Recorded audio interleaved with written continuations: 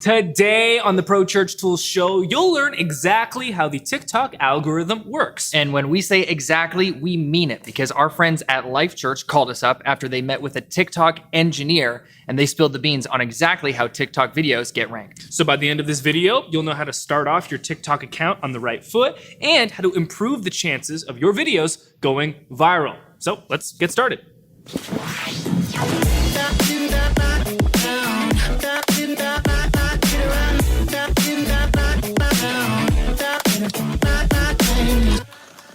Well, hey there, and welcome to the inaugural episode, the debut episode of the Pro-Church Tools Show. I'm joined as always to my right, your left, it's Alex Mills. Hey. And today we're debuting a very new format for our video podcast. Sure are. Now, I've been podcasting at this point for about 6 years, published more than 600 episodes, but we felt that we needed to give a little new format, a little refresh to our weekly show. So, of course, as always, you can subscribe wherever you get your podcasts, Apple Podcasts, Spotify. Just search for Pro-Church Tools in your podcast app of choice, or you can also watch the video version of this podcast on YouTube. YouTube.com/ProChurchTools is the place to find that. And if you are watching on YouTube, leave a comment below this video and let us know what you think of the new format. It's going to be a little bit more longer form than in the past. We're introducing some new segments, top 5, more on that later. We'll do some Q&A. Of course, make sure you like the video as well. Subscribe on YouTube if you haven't already. And with that all being said, we're talking about the TikTok algorithm today, Alex. Yeah. It's all started. I got a direct message from my friend Bo Cofferin, and Bo is the social media director at Life.Church. Bo is big time. Big time. Big time. Big time Warriors fan as well. Well, we don't need to get into that. Maybe we'll get into that later. It's a long form show. We can get into whatever we want now. That's right off the top. No, but Bo is big time at Life.Church, and he's got his own thing called Lunchbox Dad. Is that what it's called? That's correct. He's got way more followers than I could ever imagine, and he makes lunches for his kids. You have to see it to understand like what it's about, but he makes curated lunches for his kids, and the internet loves it. They absolutely do. And Bo and I, we were able to put our differences aside from, what happened in June with the NBA Finals. And he told me, he said, we just had a one-on-one discussion with one of the engineers at TikTok, and they pulled back the curtain and gave us a complete behind-the-scenes look into the TikTok algorithm. Brady, we need to talk about it because Pro-Church Nation needs to hear about this, because the time is now to jump onto TikTok. And let's start by saying this behavior by TikTok to reveal anything about their algorithm is completely unlike what normal social platforms will do, because notoriously, Instagram, Facebook, they're incredibly secretive about the algorithm. There are so many different podcasts and YouTube videos and blog posts trying to reverse engineer based on behavioral data what the algorithm is actually doing. But TikTok was basically like, no, we want you to know how we're making this all happen so that you can use our platform properly. Yeah, like even when Instagram or Facebook comes out to talk about their algorithm, which they do every once in a while, it's like they say everything to say nothing. Like it's the most vague thing you can We have an algorithm. Yeah, okay, thanks. And so we kind of parse through that information, trying to figure out what it means. And by the time we think we figured it out, like the algorithm has changed in that time that has elapsed. And it's like, okay, so I don't know anything more than I did before. But for TikTok to kind of pull back the curtain and say, yeah, like this is how it works, but to also do it with somebody like Bo in the church space, like that's an amazing opportunity, not just for Bo at Life.Church. And we're going to talk more about what Life.Church is doing on TikTok. One of the biggest churches in the world, I would assume Life.Church is, definitely in America. This is an incredible opportunity. So really cool that we get the opportunity to talk about like some real specifics about what's going on at TikTok and how it works. Before we jump into the specifics, kind of the big 5 takeaways of the TikTok algorithm, I just wanted to briefly address the idea that maybe your church shouldn't be on TikTok at all because these teenagers, these youths, they're up to no good. We see lots of talk about that online. Yes, absolutely. And so let's talk about that really briefly before we get into the algorithm. Because if your church is asking that question, should we be on TikTok to begin with? Like, I don't know, I opened up this platform and I saw some stuff that I wasn't so certain about. I heard some stuff that I was not prepared to hear. I will tell you, when I first joined TikTok, the things that I saw, they were a little bit scary because what I saw was memes about Toronto slang and rural Canadian boys out for a rip in their souped up trucks. Yes, lots and of the reason that I talk. saw that, so much hockey. I was like, what is happening? The reason I saw that is because when I first joined TikTok, all the information they had on me was my geography. Sure. So they knew where I was located. And so they said, okay, people around Brady are watching this type of content. So let's show him that. Before we can get some actual behavioral data on him, all we have is this single data point, geography. Let's start here. I have a question for you. When you started your TikTok account, did you natively integrate your Instagram account as well? I did. Right from the top? I'm not certain about that. Because I did that right from the top. It's actually a really cool feature where there's a field where you can insert your Instagram username, and then there's like a call to action in your bio, like your Instagram button to kind of funnel traffic to another social platform, which is very cool. Now I did that right off the top, and the reason I ask you that question is because the content I was seeing on TikTok when I first started was totally different than what you were seeing. I didn't see like any Toronto, like Canadianity stuff, not a whole lot of hockey guys.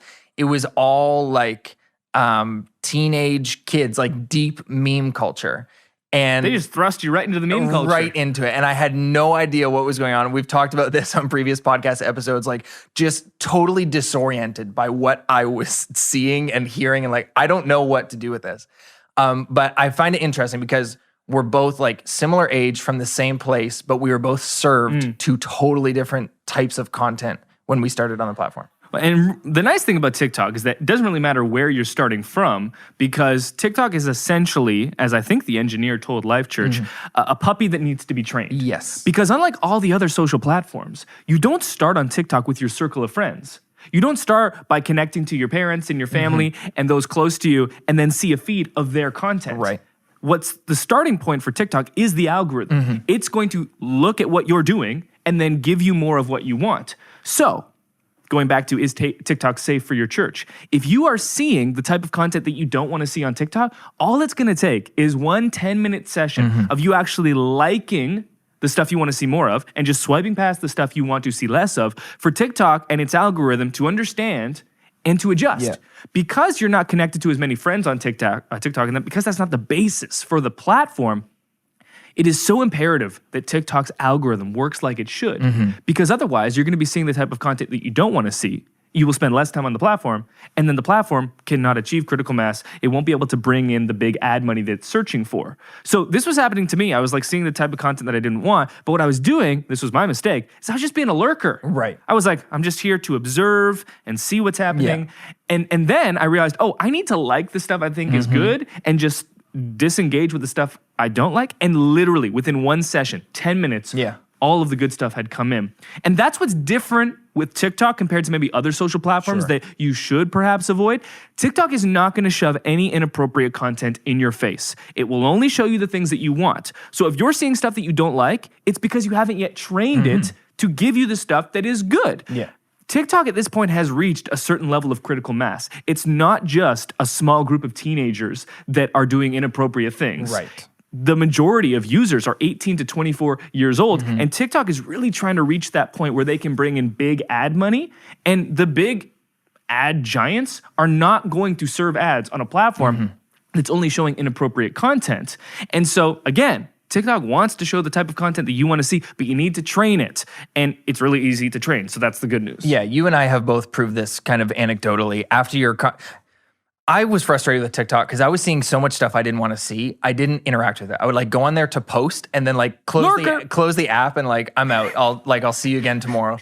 And like to post another video and then like I'm gone. This is not safe. But after your conversation with Bo, you're like, hey, watch this.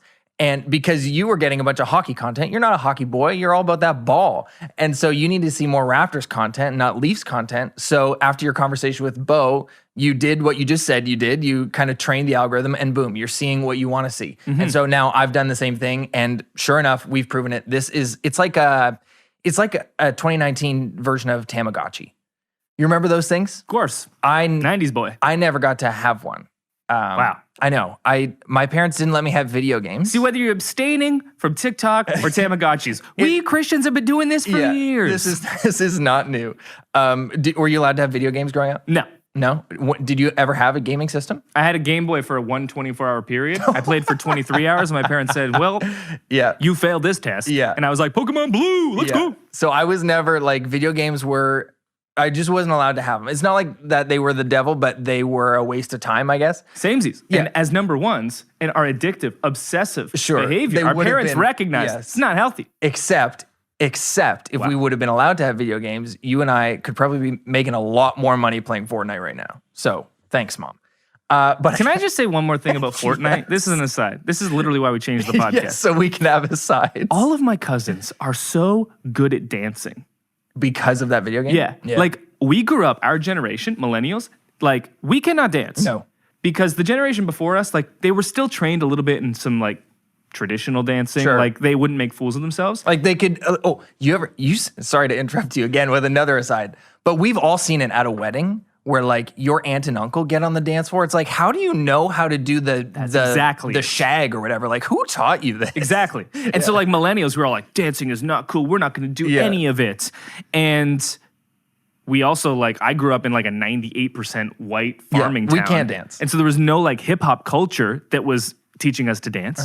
And so, like, my entire age group, mostly just no dance moves. And then all of the people younger than me, like, I'm very upset about this because we are now going to be this group of people that Yes. the people older than us can dance. The dance people that after young, us, like, yeah. I'm seriously considering like taking dance classes because it bothers or me learning this how to much. play Fortnite. Well, there's that option as well. So, okay. So it's a Tamagotchi, basically. All of that to say, this is like your digital pet. If you want to see hockey stuff, find some hockey accounts or whatever, and just start double tapping. You don't even have to find them. Right. Just like the things Yes, in when your it comes feed. through. Yeah. And it doesn't take long. Like you said, 1 or 2 sessions of doing that and all of that stuff that you don't want to see, whether it's, kids that are too young to be doing what they're doing or songs you don't want to hear or whatever it is, because that stuff is on there. That stuff is on every platform, right? But TikTok is amazing because the algorithm is so responsive.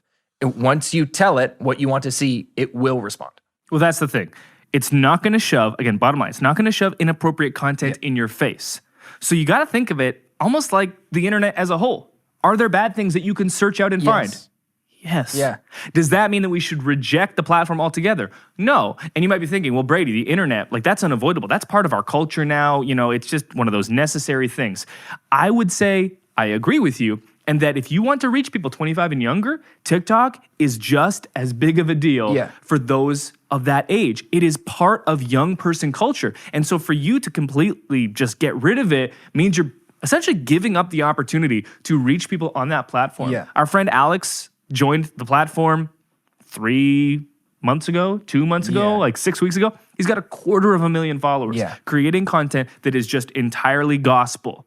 And I'm so glad that Alex didn't say, you know what? There are some people doing inappropriate things on a platform that is neutral, and I'm going to avoid it. When you get teenagers together anywhere, they're going to do inappropriate things. That's what student ministry is. It's literally what it is. So don't get rid of it. You're going to miss so much of an opportunity to do so. Well, and here's the thing, like your kids, your youth are on this platform. Like TikTok was downloaded more times last year than Instagram. Like the attention on TikTok is incredible. It's real. And so here's the opportunity we have as churches, and Alex Wilson has proved this. Create good content, create wholesome content. And because this algorithm is so trainable, when your youth start to interact with your church stuff and maybe they double tap it, your youth TikTok is going to respond and start showing them more wholesome content. So now, just because your church is on TikTok and your youth are following along, they're going to be getting served more wholesome content because they like what you're posting.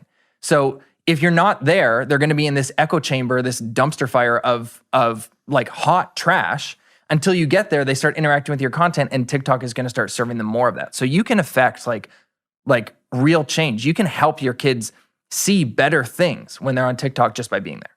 So we've already established that TikTok is unique in that the algorithm is the driving force of what you see, not your circle of friends. That's the most important thing to understand before we can talk about the specifics of the algorithm. Now, when it comes to the specifics, here's how it works. No matter how many followers you have, when you publish a video, it gets pushed out to a small batch of users for about 2 hours. So you could be a brand new account with 0 followers. You could be Alex Wilson with 250,000 followers. Yeah. When you publish a new video, there's this 2-hour-ish period where the TikTok algorithm takes this video and it shows it to this small group of users. I've seen this to be absolutely true. Whenever I post for the first about 2 hours, steadily my video will get more views to about the first few hundred.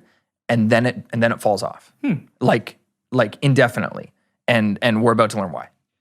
After those first 2 hours, TikTok will move your video from the small batch bucket to the medium batch bucket, and here you're getting your video stress test again. And the things that TikTok is looking for is, of course, how many views, how many likes, but also how many replays is this video getting? How many? What's the completion rate? That's a huge one for TikTok. And then also how many shares.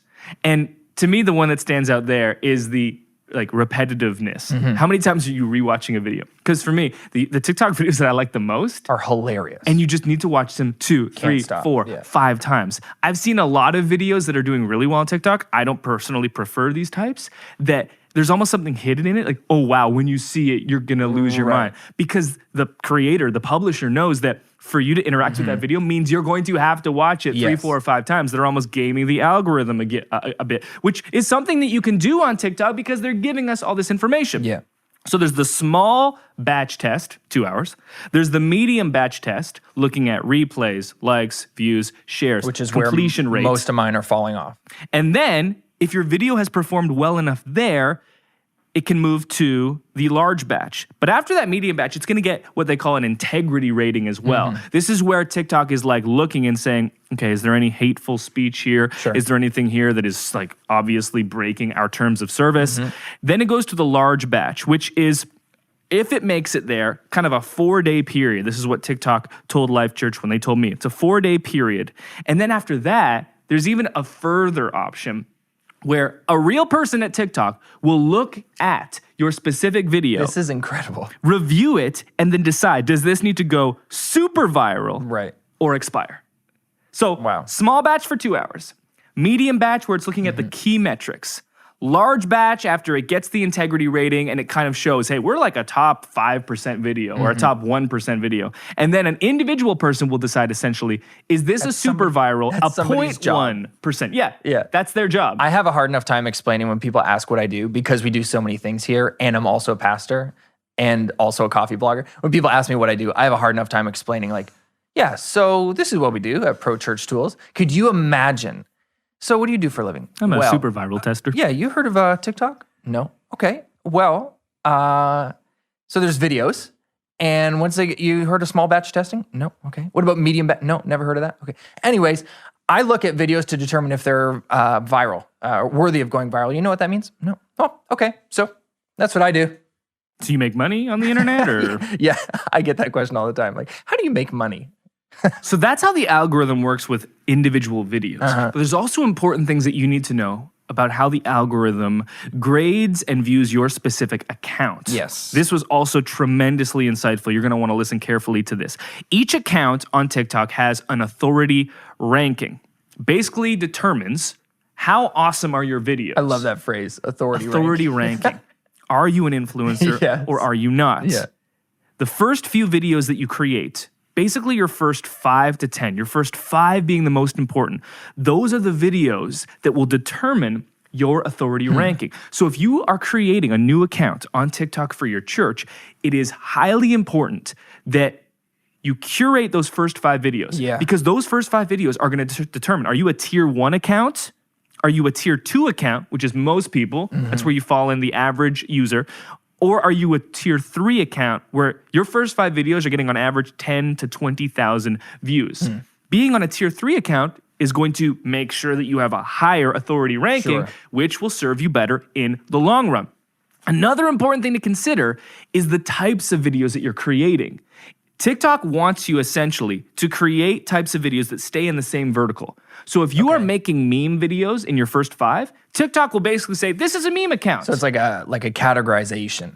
And your authority ranking is directly tied to the verticals the buckets that you've chosen to make your videos in. So if you're a church, let's say, and the first couple of videos that you make are like funny memes with your youth, and then you transition to like sermon clips. Right. You have to start the authority ranking process all over again because you had secured an authority ranking for a certain type of video. But it's like when a person that has served, their entire life in movies moves over to politics, let's say. Like you're moving over completely. It's not like you get to carry your cachet completely. Like, you got to start again in a lot of ways. This is a new industry. These are new buckets. You were making meme videos. Now you're making sermon motivational videos. Those are different things. Yeah. So that's how the authority ranking works. Life.Church told me that the reason they had held off this long to publish videos on TikTok when we spoke to them was because they wanted to make sure those first 5 were as good as they could be. Yeah, so don't use your first few videos as like a testing ground. Yeah. Like, make sure you are confident that what you're posting, you're going to want to last. Yeah, these types of videos are the types of videos you're going to be creating long term, and these types of videos need to be your best. This is kind of similar to the way launching a podcast works, at least in Apple Podcasts. You generally want to launch 5 podcasts right away because you want people to listen not just to one, but then listen to another and another. Right. When we first launched this podcast 6 years ago, I think, we launched 5 episodes one day after another. Even though we were going to publish weekly episodes going forward, we published on Monday, Tuesday, Wednesday, Thursday, Friday, because that boosted our listen time considerably, and it gave us a higher chance of being put into the new and noteworthy section in Apple Podcasts, which is kind of, at least it was, the best thing that you could do when you launched a new podcast, because that would give you the chance to be discovered by people that weren't already connected to you. Apple Podcasts basically putting you right there saying, hey, here's a new podcast we like. And they were using the data of how many people were listening at the very beginning. TikTok's doing something similar here, where what you do at the beginning will determine how your account fares in the long term. And if you do it right at the beginning, it's going to bode well for you in the future. Not to say that if you screw it up, you've already published a bunch of videos that's somehow going to be, irreversible. That's not the case. And another question that I asked Bo was, I said, okay, so those first 5 videos are super important. Do you need to publish them all like one day after another, like a podcast? Or is it just like the first 5 whenever they come out? And he wasn't super confident, but he did say, he's like, I don't think it matters like super if you do all 5 at once. They're just looking at the first 5. So don't feel like you need to like create all 5 before publishing. That might be advantageous a bit, but it's not going to be so detrimental if you're taking your time one by one by one. Now, those first few videos that you post, maybe you try some different types of content. Maybe you try some sermon clips. Maybe you try some memes from your youth. Maybe you try a question and answer from your pastor or what have you. Whatever one kind of takes off is going to give you some really valuable insight into like what kind of content you're going to be posting in the future. So like for me, I thought that maybe there was an opportunity on TikTok for like coffee brewing tutorials. Turns out I was wrong because everyone on TikTok is like 14 and is not allowed to drink coffee yet. So I posted a coffee, like an educational piece. I thought it was really good. It did fine. I posted the outtakes, like bloopers from that as another video, went completely viral. And I was like, okay, well, I guess I'm a blooper account now. And like that video just keeps getting watched. People keep commenting. And I'm like, this is not what I thought was going to happen here, but I guess I got to figure out how to make this content. So you are going to get some really valuable insights from how TikTok users respond to those first few pieces of content that you put out. Another weird thing about TikTok. Have you ever seen this behavior on Instagram where if you have a post that like doesn't do super well, you'll go back in and like delete it so it doesn't look like, oh, that one time when we got like 1/5 the likes we normally do? I haven't personally done that. You can admit it. It's okay. No, I haven't, but I definitely, I mean, that's a pervasive thing that goes on in the influencer world. It's like, if this picture doesn't get X amount of likes, I got to get rid of it because I need that cachet. Now, Instagram removing kind of the number of likes feature is kind of liberating some people probably, but I do know people who are like, yep, that post didn't do well enough. I'm gonna delete it, maybe rework the caption, maybe post it at a different time. I'll just try again. And the reason is because the life cycle of a post on Twitter, Facebook, Instagram is however long, shorter on Twitter than let's say Instagram, but maybe it's 48 hours on Instagram. And then it's not like people are rediscovering that. TikTok, again, doing something different. Totally different. They have a thing called a delayed explosion. And this is why you should never delete old content no matter how well or how poorly it does on TikTok, this comes directly from them.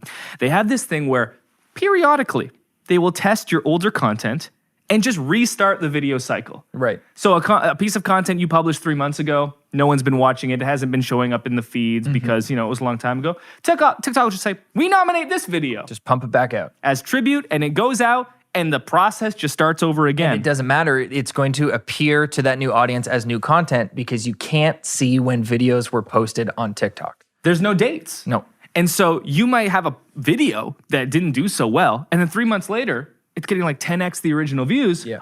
It was nominated for a delayed explosion. Yeah. That I'm thinking about how that could like revolutionize how Instagram works. Like if Instagram started doing that, that could be super helpful for someone like me. But like you said, there's a finite life cycle on content on Instagram. It's like 24 hours, maybe 48 hours. And if somebody didn't see it during that time, unless I repost it to my stories, it just gets buried in the feed and it's gone forever. But on TikTok, it can live on. And that's interesting because, we were in Iceland this summer, and one of the things that we were doing was following some prolific Icelandic photography accounts because they would often take these aerial shots and we'd have to reverse engineer where they were because there's this culture of never saying. Yeah, it's a secret. Because, you don't want to get there and there's all these Instagrammers. But did we find them all? Yes, we found them all. Nice try, though. Yeah. Prolific Instagram better luck next Icelandic time. photographers. Point being, I started noticing how often these Instagram accounts that have hundreds of thousands of followers Just repost would the same repost picture. the identical photo, maybe like a month after it was first posted. Because I'm going back in their feed saying, okay, are there any locations that while we're here we need to hit? I'd be like, you That's the already same posted picture. this exact photo. Not the same place and I revisited it. No. It's the literal same photo. Yeah. And just posting sometimes to a new audience, right? If your account is steadily growing. Grown by several thousand, maybe 10,000 or more. You post again. Yeah. I'm not a fan of that. As a photography You're a little purist over here. Yeah, not you're a an fan of that. idealist because this is Instagram's fault. Yeah. That's not surely, yeah. that photographer's fault. They're basically doing and following best practices based on what Instagram has created, their culture.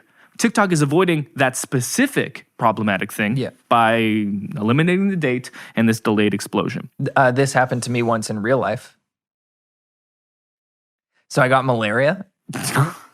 I've had malaria 3 times. So I got it twice in Uganda. And then I came home. I'd been home for months. I got home in July. This was October. Okay. I got really sick, like fever of like 105 degrees. I thought I was dying. Malaria delayed explosion. The next day, I was totally fine. The third day, worse than the first day. Fourth day, better. Fifth day, worse than all the other days. And I remember hearing a story from a friend of mine who had malaria come back. And this is how he told me it happened. So I thought, I was in South Carolina when this happened, visiting my girlfriend, who's now my wife, for the first time. And I'm in the States and I'm like, I think I've got malaria. So long story short, we go to the hospital. There's an infectious disease doctor You've been there. in dead ever since. Hey-o.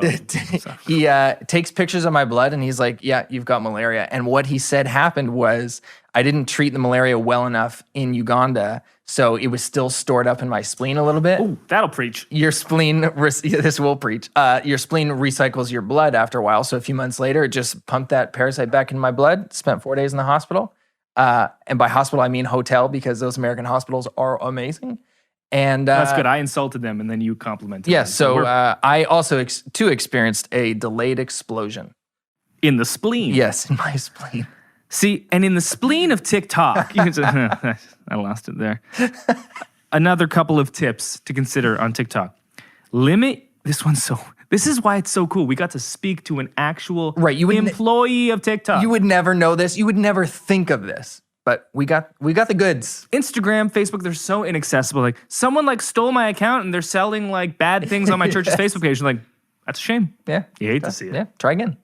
Limit your account's login to one cell phone, because multiple logins will flag your account as a business account. And like most platforms, TikTok knows that personal accounts are what they want to prioritize over business accounts. Why? Well, because people want to deal with people. But also, if you're a business account, TikTok wants you to pay. Yeah. They're not just going to give you a ton of free organic reach. So you can hide this a bit. Just don't be logging in to that same TikTok account on your youth pastor's phone and on your lead pastor's phone. That's one way to avoid being flagged as a business account. So that will present a little bit of an inconvenience for some larger churches, maybe a little bit of a challenge to navigate because... Well, and this comes from Life.Church. So if they can figure it out with their 872 campuses... So maybe you need like a TikTok device, whether it's your youth pastor's phone. Oh, burner phone for TikTok. Wow. Or just a TikTok device. If your youth group is running your TikTok account, like it stays in church, and that's the device that we run TikTok off of. But that's definitely something for larger churches to be conscious of. Another thing that stood out to me in my conversation with Bo, and also shout out to Nicholas Prince, who was the one who had documented most of this data from TikTok.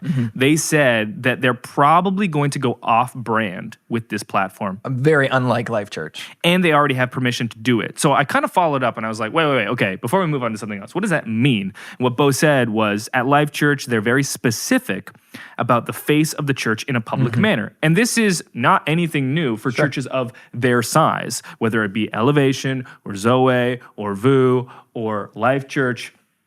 Craig Groeschel is obviously going to be the face, the public face on most content platforms, maybe a campus pastor, they said. But on TikTok, they want to empower a demo that's younger than that. Again, those 18 to 24-year-olds, which is the majority of TikTok users. And that's off-brand in the sense that the polish will probably be non-existent as well because it's just going to be shot on a phone. Yeah, the TikTok phone. And the burner. We've been talking for the last year on social about like forgetting the polish and being perfectly on brand, perfectly curated, everything manicured to the nth degree when it comes to your brand colors and logos and mock-ups and lock-ups. That not being as important because you're likely going to sacrifice attention long-term, and attention is the most valuable commodity. If you go on TikTok, and this is the best example that we have so far, and it's only going to trend more in this direction. If you go on TikTok and try to create your perfectly manicured videos, they're not going to perform that well. Yeah. And what I love that Life.Church has done, they actually had a youth event switch where part of the night was just groups recording TikTok videos. Love this. And then publishing them to the Life.Church global TikTok channel. And your church did this as well. I think you had a youth group night where you were just creating TikTok videos. Yeah. A lot of the time we make this mistake as churches because we've done this with Facebook and Instagram. We look at these new emerging platforms, TikTok, YouTube in the last couple of years, and we're like, well, what type of content are we going to make on these platforms? And we need to not think of those platforms as additional streams where we need to create more content for. You've got to almost look at them as ministry activities. Yeah. Because every kid wants to be TikTok famous. And then for those that don't want to be TikTok famous, that's because they want to be YouTubers. Yeah. Between those two platforms, you can have empowered young people in your church creating content for you if you can swallow this idea that you're going to have to ditch the polish and not have the public face be your lead pastor, that person that's always doing the quotes on Instagram. And if Life.Church can do it, if they can lead the way with one of the most prolific and well-known pastors in the world with Craig Groeschel, then I think our churches should be able to do it also. It's interesting thinking about different social platforms as different like areas of ministry. Like as you were saying that, I was thinking about how they almost function like small groups. Like Facebook would be like your middle-aged small group demographic. Instagram I reject that term. is your young adults group, and TikTok is your youth group, right? Like it's just like having small groups. We cater our small group curriculums to different interests or age groups or demographics or what have you. It's the same thing with these social platforms. The thing about curating content on TikTok, according to your brand guidelines, is on TikTok, it's going to appear foreign. It's going to appear corporate or business-like, or may even appear like an ad. And we're not seeing a lot of that stuff right now on TikTok, and that's definitely not what TikTok users want to be seeing. So if it appears that way, it's just going to get swiped right past. And we know, as we've talked at length about the algorithm, that's going to send a very important signal to the algorithm to say, this person does not want to see more stuff from Life.Church or more stuff about this type of content. And that's dangerous because it's so responsive, right? So we want to make sure that the content we're posting on TikTok looks like TikTok content, And so put this TikTok phone, the TikTok telly, as I've trademarked it, put it into Lord help us. Put it into your hands of your youth and let it look like content that they would be creating on their own. It's okay. And not only is it just okay, it's what this platform kind of requires. Final thing I want to say about TikTok as we discuss the algorithm is, and you've already said this twice now, so this is me rebuking you. Oh. Is that what TikTok told Life.Church that told me is that 70 to 75% of users on TikTok are 18 to 24 years old. Yeah, you're right.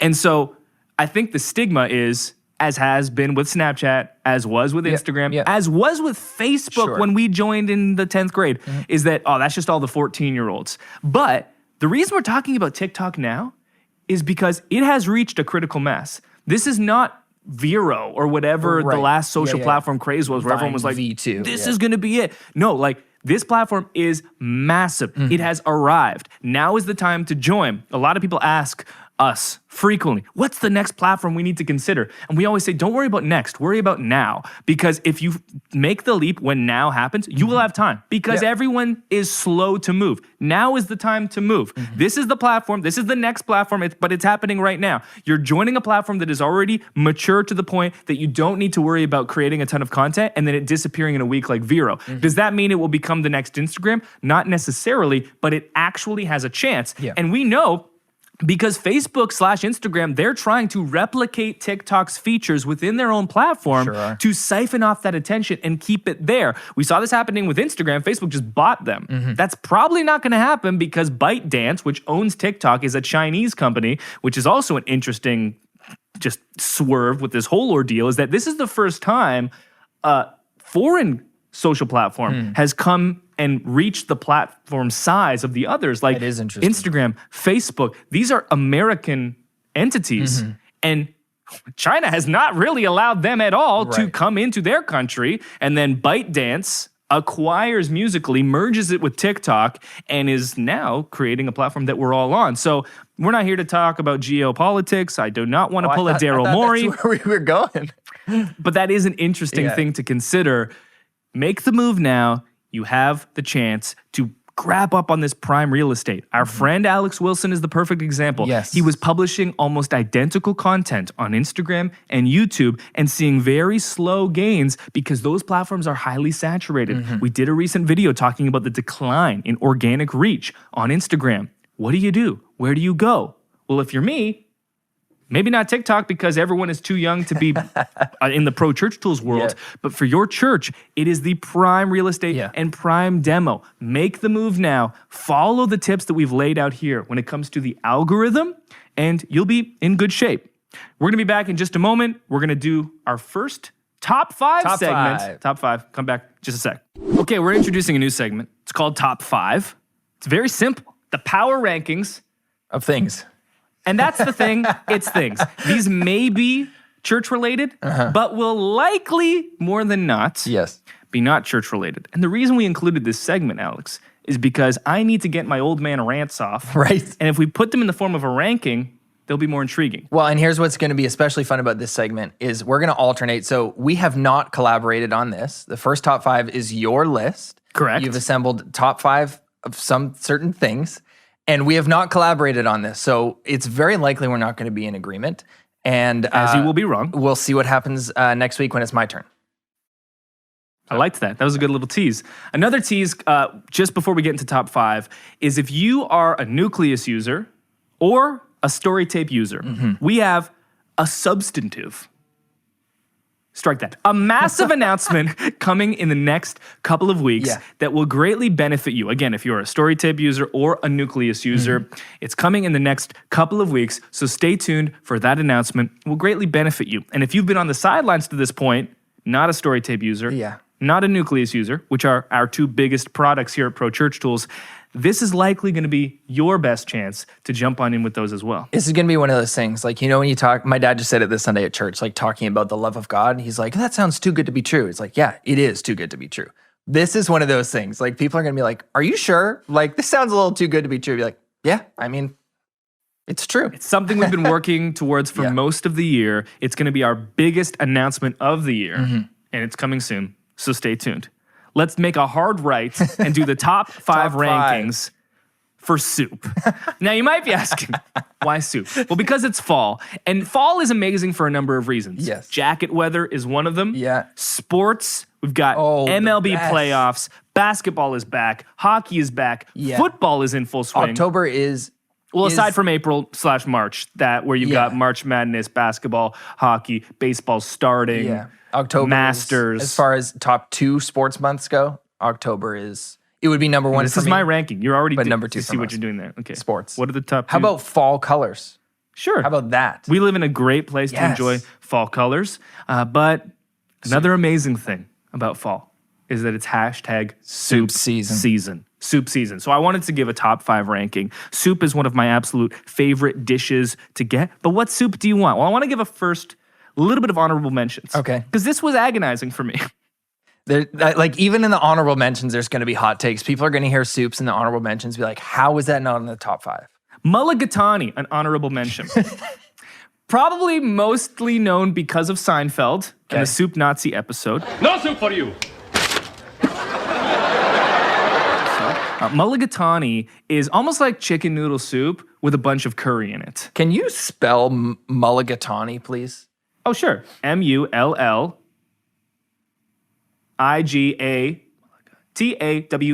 The W threw me off. I was not expecting it. Yeah. Mulligatawny. Excellent. It was one of the soups that I made most last year at home. Don't sleep on mulligatawny. So it's like chicken noodle, but better. Oh, yeah, way better. Like if you're trying to elevate your chicken noodle, Yeah. which is not on the top 5, duh, you want to go with mulligatawny. Honorable mention to split pea, particularly the Habitant canned version that I've been eating since I was a young kid. Is it Canadian? Yeah. And it comes in that giant yellow container that's like 3 times as big as any other soup can. It's So like it's like 750 mil instead of like 398. So it's soup for like 3 days. You open one of those cans and Not for me as a teenager, it wasn't. right. And then final honorable mention goes to chili, which is not a soup. It's a category. It's really its own category. Yeah. But shouts to chili. What about the question, like, what is soup? Well, in this top 5, it's all cereal because cereal is soup. It's physical things in a liquid, people. Yeah, soup. Now, we're not going to get soup into is definitions. cereal. Chili is not soup. What is stew? Like, did stew make the top 5? We're going to find out. Number 5 on the top 5 list is tomato bisque. Yeah. So tomato belongs in the top 5, but not just regular Campbell's tomato. Not that really limp, watery, half tomato. It's gotta have some body to it. Exactly. Get some cream involved. A bisque, a tomato bisque. Excellent, warm. My wife loves any type of bisque. We had a corn bisque this weekend. We had a salmon bisque this weekend. All excellent. I've got no qualms with this. We had tomato bisque last night. You know what it's complemented perfectly by? Grilled cheese. Ooh, a tomato bisque and grilled cheese. Yes. You're sophisticated. You're traditional. You're a grown-up. You're a child. You're dipping everything in ketchup. Some dipping action, yeah. And it's you don't need the ketchup. You have the tomato bisque. Right. How foolish of me. But here's the thing with tomato soup in general. I struggle with soups that don't have noodles or meat or like substance. Right. Because what happens without fail is I approach the bowl. I'm like 2 to 3 spoonfuls deep. And then I ask myself the question, why am I not just drinking this from a mug?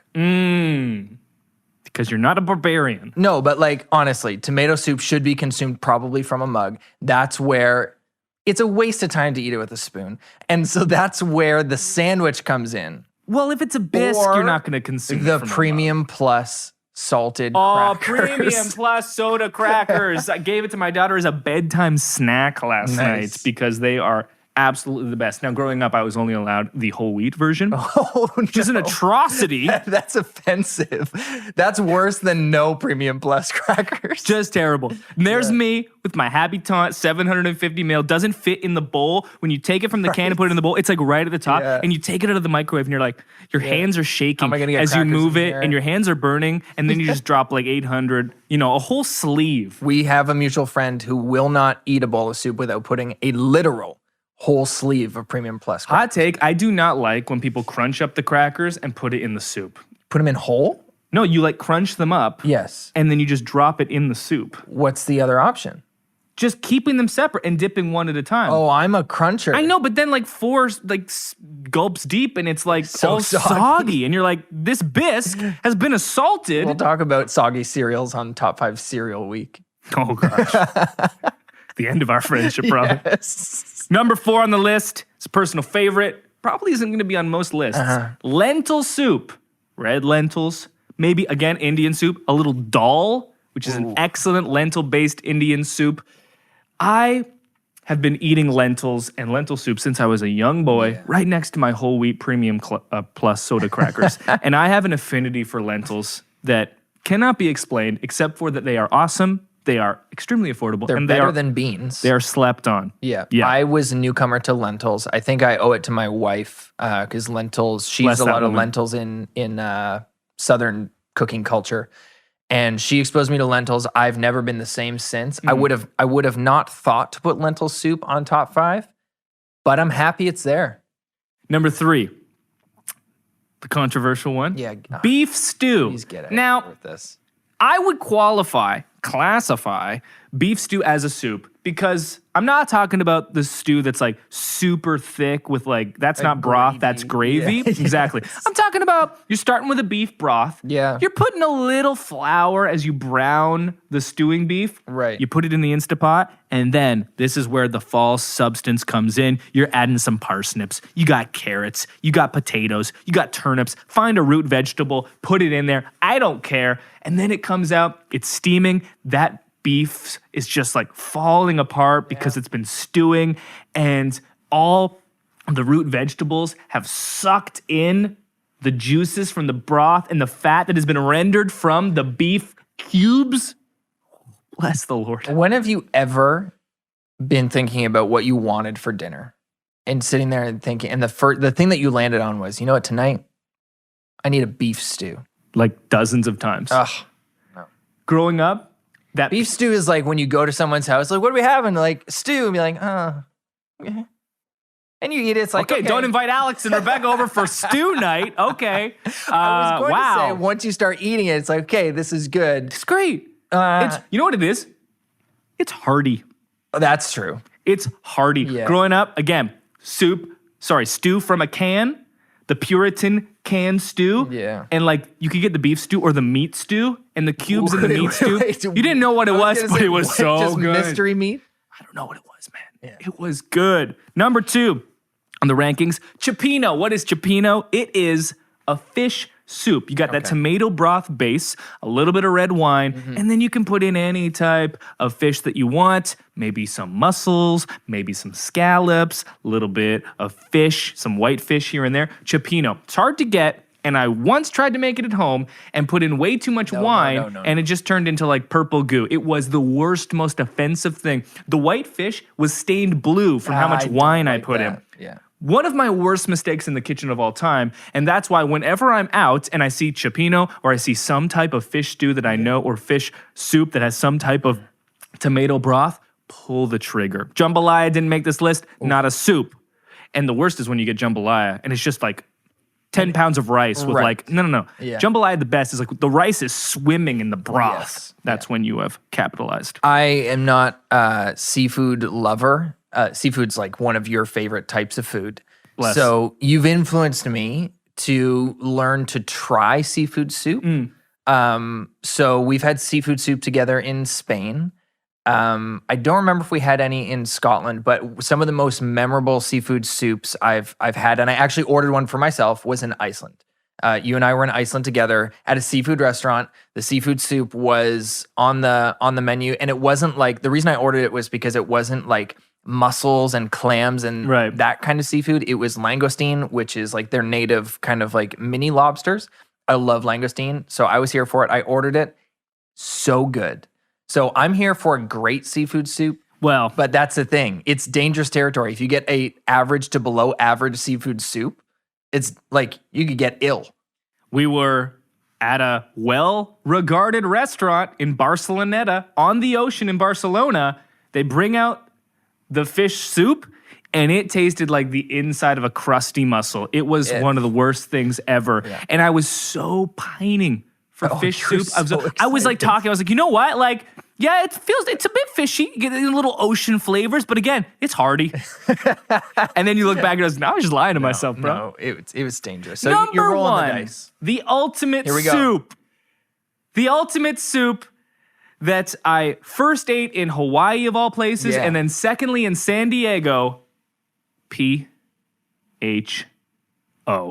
Pronounced pho. Yeah. And this is undisputed as the number one soup. I will hear no other opinions. good. And I have a list of 1, 2, 3, 4, 5, 6, 7 reasons why it's the number one soup. Okay, let's go. Hit me. First is availability. We live in Niagara Falls, not a metropolis whatsoever, and probably a region with one of the worst food scenes that's ever existed in this country. And yet, within a 1 mile radius from this office, every corner. there are 3 pho spots that are opened every day from like 1 a.m. till 1 a.m. somehow. Yeah, like they never close. They have soup They're always ready for you open. all the time. What's also awesome about them? The speed. You can go in to sit down, which we will after recording this. Yes. Or you can go, like you're in a rush. Yesterday I had to get home for a meeting. I walked in, I said, give me the 203 large size. They come out. Got that right for you, sir. And this is the to go. They've got a broth set aside by its own. Then they've got the bowl that has the really finely shaved rare beef with the rice noodles. And then they have another bag with the spicy It's sauces. like mise en place. It's like, put it together when you get home. The bean sprouts, the Thai basil. I'm at home. I'm just whipping it up, bud. Like just making it however I need it. And it's amazing how fast they're able to put it together. The flexibility. You ever go to Asian restaurant, particularly a pho place, and they give you the 720-page menu? And you're like, I don't want, can I order 1,211? And you're like, they're like, oh, you mean the first page of the menu? There are so many options. Yes. You will never get bored with pho. The versatility, the cost. They will bring you the biggest bowl of soup you've ever seen. like that bowl is for serving a family of 6, and they're it's like, this is our $9. large. It's not the biggest size. Like, $9. And you're like, but how? Also, Can we talk about the sizes? Small, medium, large, and extra large. you get a venti pho? That'll feed your family for the week. And then the nutritional profile is so good. You can eat pho every day, as I have been for soup season, guilt-free. Yeah. The carbs are good carbs. The meat is good meat, low fat, and for the volume, I'm always full. It's not like most soup. You know when you eat a soup and you're like, I'm so full because I just drank a liter of water. An hour later, I'm starving. Or like, my soup is over. I'm not quite full. Hence the grilled cheese. Hence the sleeve of Premium Plus soda crackers. Not with pho. Because of all the rice noodles and the high quality protein, you leave feeling full. And you look at your calories, you look at your macros, and you're like, I'm in a great spot for the rest of the day. Yeah. Speaking of the protein, honorable mention for one of the reasons that pho is amazing, the fact that the protein gets cooked by the temperature of the broth. They bring you this bowl, and if you're a meat eater, it's thinly sliced beef, and it's rare, like it's red. And by the time you've mixed in your Thai basil, your bean sprouts, a little squirt of lime, maybe some chili peppers. Of course. You've got it all sorted. Sriracha. By the time you're done, your beef has turned from rare red to perfectly cooked, tender, not firm. It all happens. You literally cooked it by yourself with broth. And they enable you to do that even when you take it out because they serve you the beef separately. Wow. This magic. It's magic. And then finally, the spice. This is the one thing lacking from most soups. Sure. They don't have high quality spice. Unless you're chili, which again, did not make this list because it's its own category. Yeah. If you want to spice up chicken noodle, if you want to spice up tomato puree, you've got one option, ground pepper. Yeah. You're not going to put Not throwing chili peppers in there. No, that would be weird. And I love spicy food. And soup is one of those things that you just don't get that much spice in, except for pho. Yeah. Because if it's not good enough already, it has that spice ability. You can just doll up how much you need in there, bud. And it almost has, I mean, at the risk of hyping this soup up to be something supernatural, Impossible. it almost has healing properties. Wow. Because it's cooked with like real beef bones. So you get that bone broth kind of healing power. But without having to eat bone broth that makes you puke because it tastes disgusting. And then you get Thai basil, also known as holy basil. So good for you. Then you go into, it's soup season, so you've got a cold. You go into a full restaurant in the middle of winter, you're congested. You put those chili peppers in there. By the time you leave, your congestion has run for the hills because you're cleaned out. I mean, you've blown your nose into too many napkins, but you're cleaned out. You're full. You're satisfied. You're healthy. and it cost you $6. Yeah. What more could you ask for? The best soup. Top 5, the inaugural. Let us know where we made a mistake. I'm open to Please don't, actually. hearing some. We've got real work to People do. are going to come in there. What about like broccoli cheddar? Yeah, what about cream of mushroom? If you say French onion soup, which is the worst soup, it's so stupid. I hate French onion soup with a passion. Let's put crispy bread into the soup until it becomes soggy. That's like every level of cuisine has this, where you take something that is just wildly unhealthy, and you're like, what if we called it soup? Right. This is healthy. You just crusted cheese and like put it all over a So much saucer cheese. and Yeah, it's literally cup. melting over the sides. And they serve it to you as an appetizer. Be like, have this before your meal. What? I like Italian wedding soup. Oh, yeah. Honorable mention to that as well. What are those little rice balls even about? Like, what even are those? Wow. And the nice thing about pho is like it's also like representative, not completely, of other soups that are very similar, like ramen. It's like a relative of pho, miso soup, relative of pho. Like all of those, not necessarily like part of the pho family, but they're so like pho adjacent. Yeah. Oh, so good. Close out. Yeah, we have to go. Well, we have to go eat some We have to soup. go. We wanted to close out every session by doing a little bit of Q&A. Yeah. So if you have a question that you want us to answer on the Pro Church Tools show, you can send it to hello@prochurchtools.com. That's the email where you can send in your questions. This email comes from an Instagram DM, so I've left it anonymous. It says, so I'm curious if you've ever noticed that younger people don't engage with question posts on social, like name a worship song that's helped you, or how can we pray for you? Their response to me when I ask them why in person is they're worried their responses will be judged, no matter what I ask. I could ask about fries and pizza and still not get a response. I run our youth social account, and I'm curious what else I can use for engagement other than getting them to comment back on posts. Or do you have any ideas on questions that you've seen work well with young people? I've definitely noticed a decline in activity on Insta. I'm developing a plan for TikTok. Smart. But I don't. Have you ever heard of TikTok? I don't want our Insta to wane off too much. Thanks in advance for any help that you can give. Good question. So there's a couple elements here. First is understanding the uniqueness of each social platform. So if you ask a question post, which is probably the easiest way to earn engagement on social in a good way. Ask a question post on Facebook like, hey, name a worship song that has ever helped you.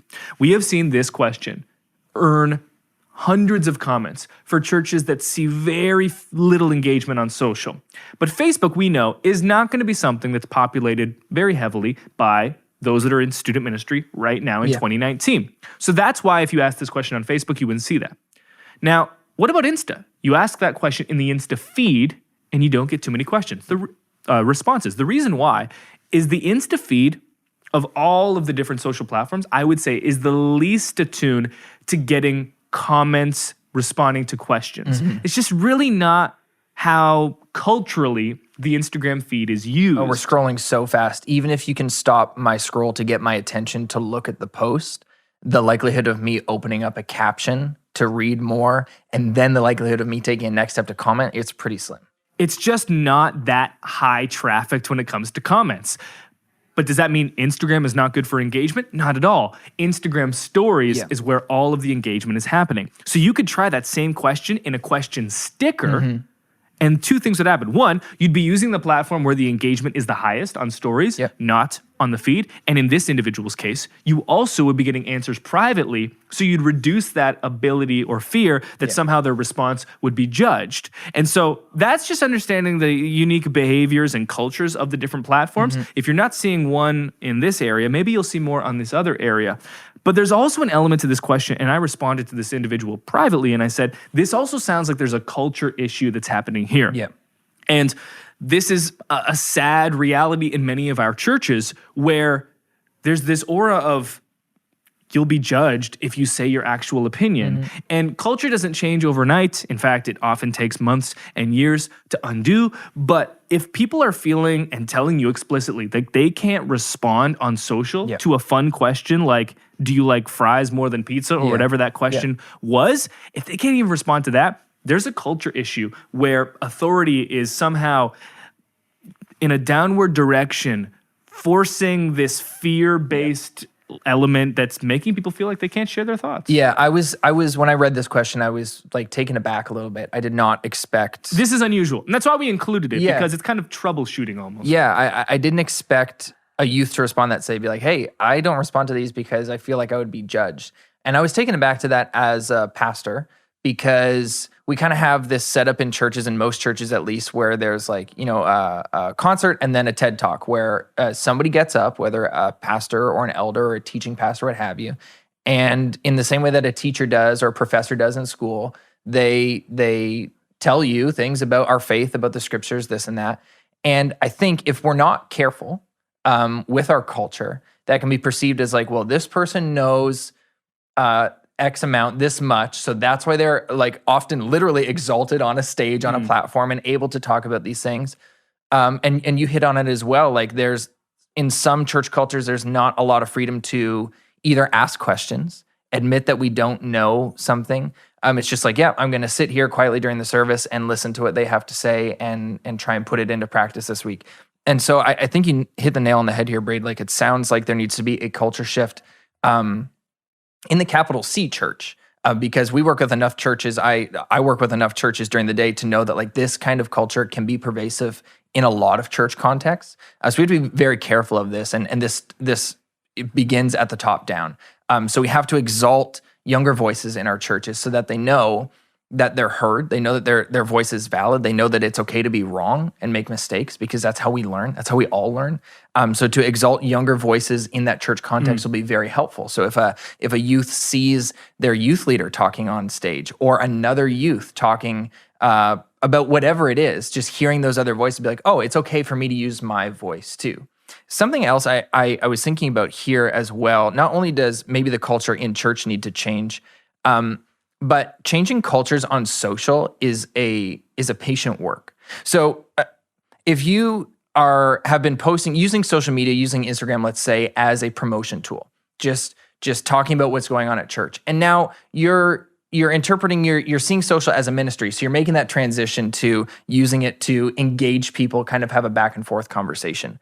That transition, that turning of that proverbial ship, has to happen in a patient way. Right. Not only do you have to be patient with yourself as you kind of change the content, but you have to be patient with your audience as well. Because if they're conditioned to receive one kind of content from your church, which is just like information coming out of a fire hose, when you flip the script all of a sudden and start asking for their opinions, that's going to be foreign to them. You have to build trust with the people that are in your audience. So turning this ship and starting to use social to promote engagement may have a bit of a dry period as you start to post that kind of content. And so be patient with yourselves, but also be patient with your audience as well.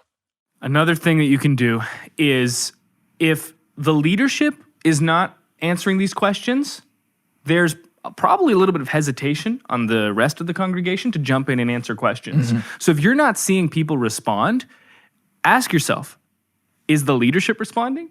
Is the pastor going in and putting in the comments? Right, is your worship team active? If you're asking a question like, are you one of those people that likes pineapple on pizza? And then like the pastor isn't giving their answer and the worship team isn't giving theirs, it shouldn't be up to the youth to jump in and give comments when they probably don't feel comfortable doing it on just random question like that, because the culture doesn't exist from the top down. Like the leadership isn't going ahead and doing it. And so that's another thing that you can do. If you start getting your team, the leadership team, the people that we're seeing on stage every week, to comment over and over and over again, that will lead the way and make it okay for all of the other people that are maybe hesitant to jump in to jump in. That's the practical thing that you can start doing right now. That'll do it for this inaugural episode of the Pro Church Tools Show. Make sure you subscribe. If you want to watch the video version, youtube.com/ProChurchTools. Hit the like button, leave a comment, let us know what you thought of this new format. And then you can also listen on the go. The audio version is available in wherever you find your podcasts, Spotify, Apple Podcasts. Just search for Pro Church Tools and you will find this. Make sure you subscribe. And we haven't got a podcast review in a little while because we haven't. But you need to change that. Leave us a review and let us know your thoughts. And that'll do it. Talk soon.